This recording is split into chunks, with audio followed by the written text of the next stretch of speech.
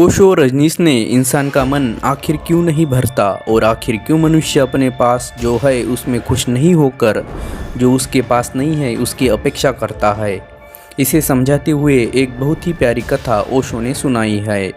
ओशो जब भारत में प्रवचन देते थे तब ओशो ने यह कथा हिंदी में बताई थी और जब ओशो अमेरिका चले गए थे तो यह कथा अंग्रेजी में भी बताई है। इस वीडियो में ये कथा हम हिंदी में देखने वाले हैं, तो कृपा करके ये पूरी कथा अंत तक देखें।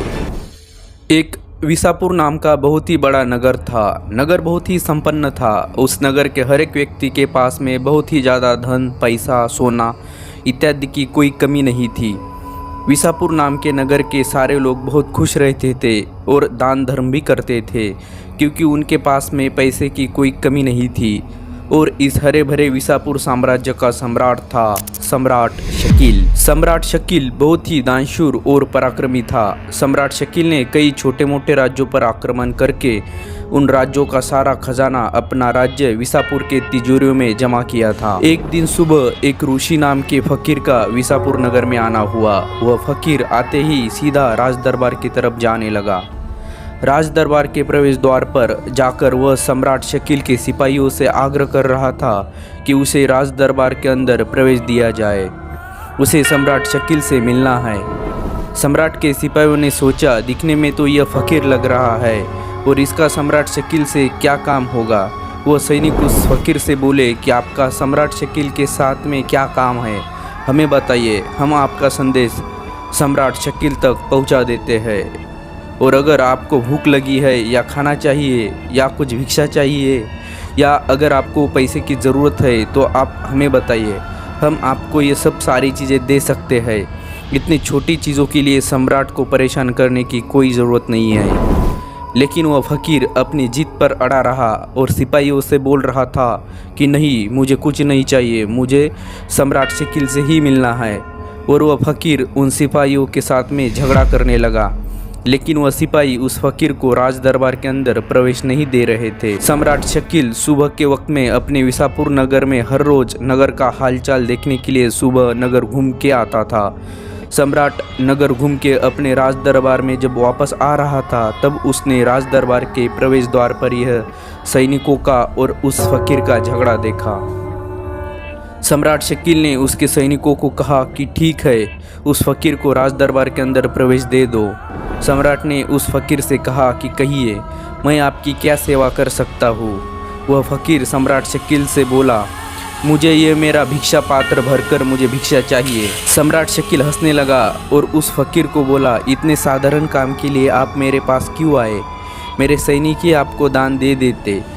राजा बोला, ठीक है, अभी जो हो गया सो हो गया, अभी आप आ ही गए हो तो मैं ही आपको दान दे देता हूँ।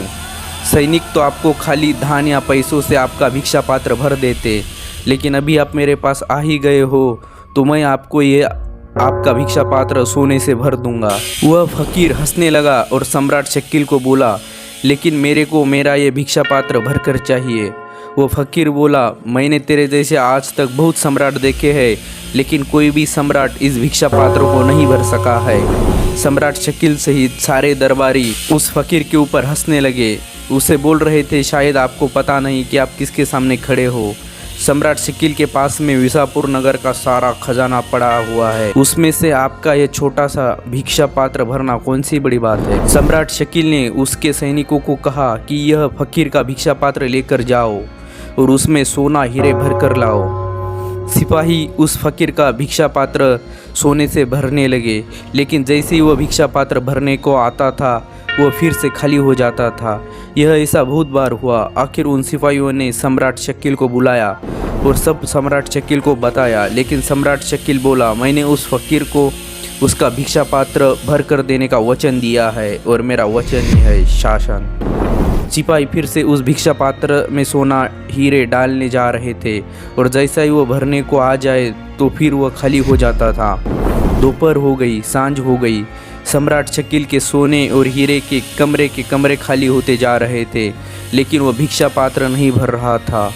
कुछ दरबारियों ने हिम्मत करके सम्राट शकील को समझाने की कोशिश की, ये आप क्या कर रहे हो, आप विसापुर राज्य का पूरा खजाना लुटा दे रहे हो। लेकिन सम्राट शकील ने किसी की ना सुनी। सम्राट शकील अपने जिद पर अड़ा रहा। अभी देर रात होने को आ गई थी। विसापुर राज्य का पूरा खजाना खत्म हो गया था। सिपाही सम्राट शकील के पास आकर बोले, महाराज, अभी इस भिक्षा पात्र में भरने के लिए कुछ भी नहीं बचा है। राज्य का पूरा खजाना खत्म हो गया है। राजा को भी कल्पना हो गई कि अभी यह भिक्षा पात्र भरना मुश्किल है, क्योंकि सब खत्म हो चुका था। आखिर वो राजा उस फकीर के चरणों पर गिर गया और बोला, मैं तो अभी सब लूट गया हूँ, लेकिन मेरा इतना जानने का हक तो बनता है कि आप कृपा करके मुझे बताइए कि आपका ये भिक्षा पात्र आखिर क्यों नहीं भर रहा।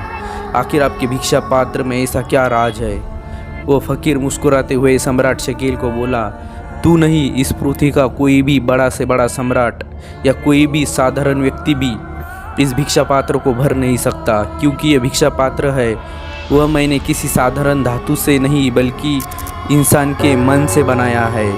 यह जो मेरा साधारण से दिखने वाला भिक्षा पात्र है, यह असल में इंसान के मन से बनाया हुआ है। जैसा इंसान का मन कभी भी नहीं भरता, वैसे ही ये मेरा भिक्षा पात्र भी कभी भी नहीं भरता।